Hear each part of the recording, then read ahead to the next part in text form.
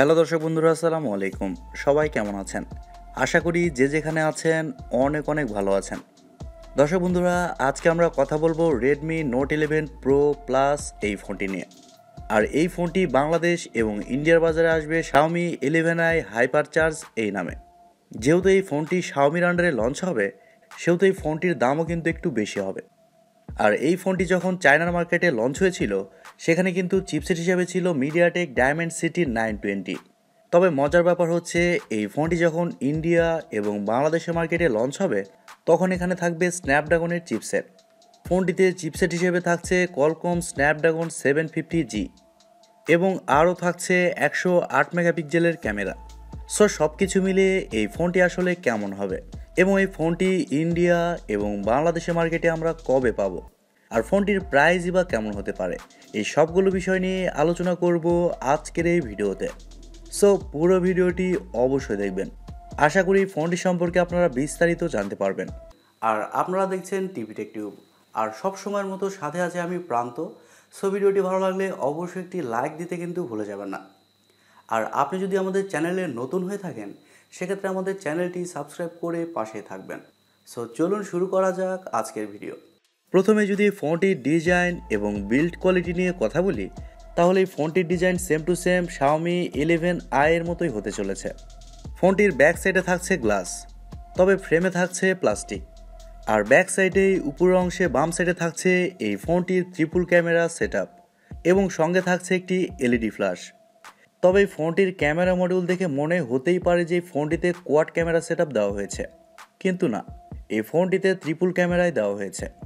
আর একেবারে নিচের দিকে থাকবে রেডমির ব্র্যান্ডিং, সাথে 5G মেনশন থাকছে। ফোনটির সামনে আসলে আপনারা পেয়ে যাচ্ছেন একটি ফুল ভিউ ডিসপ্লে, যার উপরের অংশে মাঝ বরাবর কাট আউটের মাধ্যমে বসানো থাকছে সেলফি ক্যামেরাটি। তবে কাট আউটের সাইজটাও কিন্তু তুলনামূলক অনেক ছোট, যার কারণে ফোনটিকে সামনে থেকে দেখতেও খুবই ভালো লাগবে। তবে এই ফোনে থাকছে সাইড মাউন্টেন ফিঙ্গারপ্রিন্ট সেন্সর, যা যথেষ্ট ফাস্ট এবং অ্যাকুরেট হবে বলেই জানা গিয়েছে। এই ফোনটি 3টি কালারে পাওয়া যাবে, আর সেগুলো হচ্ছে ব্ল্যাক, গ্রিন এবং পার্পল। সো ওভারঅল এই ফোনটির ডিজাইন এবং বিল্ড কোয়ালিটি আমার কাছে মোটামুটি ভালোই লেগেছে। আপনাদের কাছে এই ফোনটির ডিজাইনটি কেমন মনে হচ্ছে কমেন্ট করে আপনাদের মতামত অবশ্যই জানাবেন। কিন্তু একটি কথা বলতে চাই, আমার মনে হচ্ছে এই ফোনটি যখন ইন্ডিয়া এবং বাংলাদেশের মার্কেটে লঞ্চ হবে, তখন এই ফোনটির ডিজাইনে কিছুটা পরিবর্তন আসতে পারে। এবারে যদি ফোনটির ডিসপ্লে নিয়ে কথা বলি, তাহলে এই ফোনে থাকবে 6.67 ইঞ্চির একটি অ্যামোলেড প্যানেল, যেখানে থাকছে 120 হার্টজের রিফ্রেশ রেট, যার কারণে ফোনটির টাচ রেসপন্স খুবই ভালো হবে। আর ডিসপ্লেতে আরও থাকছে HDR10 এর সাপোর্ট। তবে ডিসপ্লের সবচেয়ে ভালো ব্যাপার হচ্ছে, এই ডিসপ্লেতে থাকবে 1200 নিটস পিক ব্রাইটনেস, যার কারণে ফোনটি দিনের আলোতেও আপনি খুবই ভালোভাবে ব্যবহার করতে পারবেন। ব্রাইটনেসের কোনো রকম সমস্যা হবে না। এই ডিসপ্লেটি হচ্ছে একটি ফুল HD প্লাসের ডিসপ্লে, যার রেজুলেশন হচ্ছে 1080x2400 পিক্সেল এবং আরও থাকছে 395 ppi ডেন্সিটি। আর ফোনটির ডিসপ্লেকে প্রোটেকশন করছে কর্নিং গরিলা গ্লাস 5। এবার যদি ফোনটির সফটওয়্যার এবং পারফরমেন্স নিয়ে কথা বলি, তাহলে এই ফোনে থাকছে অ্যান্ড্রয়েড 11, যার ব্যাকএন্ডে থাকবে MIUI 12.5। আর চায়নার বাজারে যখন এই ফোনটি লঞ্চ হয়েছিল, তখন এই ফোনটিতে চিপসেট হিসেবে ছিল মিডিয়াটেক ডায়মেনসিটি 920। আর এই ফোনটি যখন ইন্ডিয়া এবং বাংলাদেশের মার্কেটে লঞ্চ হবে, তখন এই ফোনটিতে চিপসেট হিসেবে থাকবে কোয়ালকম স্ন্যাপড্রাগন 750G, যা একটি 5G চিপসেট। আর এই চিপসেটটি মূলত 8 ন্যানোমিটার আর্কিটেকচারে তৈরি করা একটি অক্টাকোর প্রসেসর এবং জিপিইউ হিসেবে থাকছে অ্যাড্রিনো 619। তবে এখানে স্ন্যাপড্রাগন 750-র বদলে এখানে যদি স্ন্যাপড্রাগন 770 8G চিপসেট থাকতো, তাহলে আমার মনে হয় খুবই ভালো হতো। এবার আসলে আমাদের দেখার পালা যে আসলে এই ফোনটিতে কোন চিপসেটটা ব্যবহার করা হয়। ফোনটি সম্ভবত 3টি ভেরিয়েন্টে আসতে পারে: 6GB র্যাম, 128GB রোম এবং 8GB র্যাম, 128GB রোম এবং 8GB র্যাম, 256GB রোম। এবার আসা যাক এই ফোনটির ক্যামেরাতে। এই ফোনটির ব্যাক সাইডে থাকবে ট্রিপল ক্যামেরা সেটআপ, যার মেন সেন্সর হিসেবে থাকছে 108 মেগাপিক্সেলের একটি ওয়াইড সেন্সর, যা 1.9 অ্যাপারচার, এবং সেকেন্ডে থাকছে 8 মেগাপিক্সেলের একটি আলট্রা ওয়াইড সেন্সর। আর সবার শেষে থাকছে 2 মেগাপিক্সেলের একটি টেলিফটো ম্যাক্রো সেন্সর। ফোনটির ব্যাক ক্যামেরার ফিচার হিসেবে থাকছে এলইডি ফ্ল্যাশ, এইচডিআর, প্যানোরামা। আর ব্যাক ক্যামেরা দিয়ে আপনারা 4K-তে 30 FPS এ শ্যুট করতে পারছেন এবং 1080p-তে 60 FPS পর্যন্ত শ্যুট করতে পারছেন। তবে ফোনটির ব্যাক ক্যামেরার ফটো কোয়ালিটি খুবই ভালো এরকমটাও না, মোটামুটি চলার মতো। আর ফোনটিতে সেলফি ক্যামেরা হিসেবে থাকছে 16 মেগাপিক্সেলের একটি ওয়াইড সেন্সর। তবে সেলফি ক্যামেরা দিয়ে আপনারা শুধুমাত্র 1080p-তে 30 FPS-এই শ্যুট করতে পারছেন।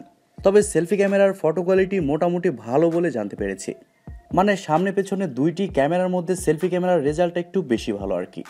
ফোনটিতে ওয়াইফাই, ব্লুটুথ, জিপিএস, এনএফসির মতো আরও অনেক ফিচার পেয়ে যাচ্ছেন এবং ইউএসবিতে থাকছে ইউএসবি টাইপ সি 2.0। এবার আসা যাক এই ফোনটির ব্যাটারি এবং চার্জারে। এই ফোনে থাকছে 5160 mAh-এর একটি ব্যাটারি, আর ফোনটিকে চার্জ করার জন্য থাকছে 67 ওয়াটের একটি চার্জার। আর Xiaomi বলছে এই ফোনটিকে চার্জার দিয়ে 100% চার্জ করতে সময় লাগবে মাত্র 43 মিনিট বা 45 মিনিট। আর ফোনটিতে যেহেতু 5160 mAh-এর একটি ব্যাটারি ব্যবহার করা হয়েছে, সেহেতু এই ফোনটি আপনি এক চার্জে 1 থেকে 1.5 দিন ইজিলি চালাতে পারবেন। এদিক দিয়ে সেরকম কোনো সমস্যা হবে না। এবার আসা যাক মেন পয়েন্টে, ফোনটির প্রাইস এবং লঞ্চিং ডেট। দর্শক বন্ধুরা, শোনা যাচ্ছে এই ফোনটি ডিসেম্বরের শেষের দিকে অথবা জানুয়ারির শুরুর দিকে ইন্ডিয়ান মার্কেটে লঞ্চ হবে। আর বাংলাদেশের মার্কেটেও এই ফোনটি জানুয়ারির শেষের দিকে অথবা ফেব্রুয়ারির শুরুর দিকে অফিসিয়ালি লঞ্চ হবে। তবে ইন্ডিয়াতে লঞ্চ হওয়ার 10 থেকে 15 দিনের মধ্যে এই ফোনটি আপনারা আনঅফিসিয়ালি বাংলাদেশের বাজারে পেয়ে যাবেন। ইন্ডিয়ান মার্কেটে এই ফোনটির বেস ভেরিয়েন্টের প্রাইস হতে পারে 23 থেকে 24,000 রুপি।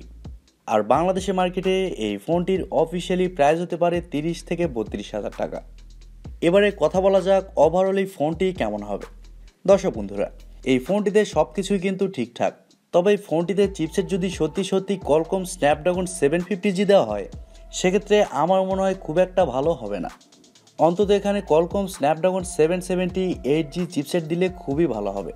তাছাড়া এখানে ডিসপ্লে সেকশন ঠিকই আছে। এখন আসলে পুরোটা নির্ভর করবে আসলে ভালো প্রাইসিংয়ের উপরে। আমরা অবশ্যই চাইবো Xiaomi ইন্ডিয়া এবং বাংলাদেশের মার্কেটে এই ফোনটি ভালো প্রাইসিংয়ে লঞ্চ করবে। এবার আসলে আমাদের দেখার পালা, এই ফোনটি ইন্ডিয়া এবং বাংলাদেশের মার্কেটে আসলে কেমন প্রাইস পয়েন্টে লঞ্চ হয়। তবে যেহেতু এই ফোনটি Xiaomiর আন্ডারে আসবে, সেহেতু অবভিয়াসলি ফোনটির দাম একটু বেশি হবে। সো দর্শক বন্ধুরা, এই ছিল আজকের ভিডিওটি আপনাদের কাছে কেমন লেগেছে কমেন্ট করে অবশ্যই জানাবেন। আর ভিডিওটি যদি সত্যিই ভালো লেগে থাকে তাহলে টিভি টেক টিউব চ্যানেলটি সাবস্ক্রাইব করবেন, ভিডিওতে একটি লাইক দিবেন আর সব সময় আমাদের পরিবারের একজন হয়ে থাকবেন, কারণ আপনাদের সাপোর্ট এবং ভালোবাসা সব সময় প্রয়োজন। সো আজকের মতো এ পর্যন্তই। সবাই অনেক ভালো থাকবেন এবং নিরাপদে থাকবেন।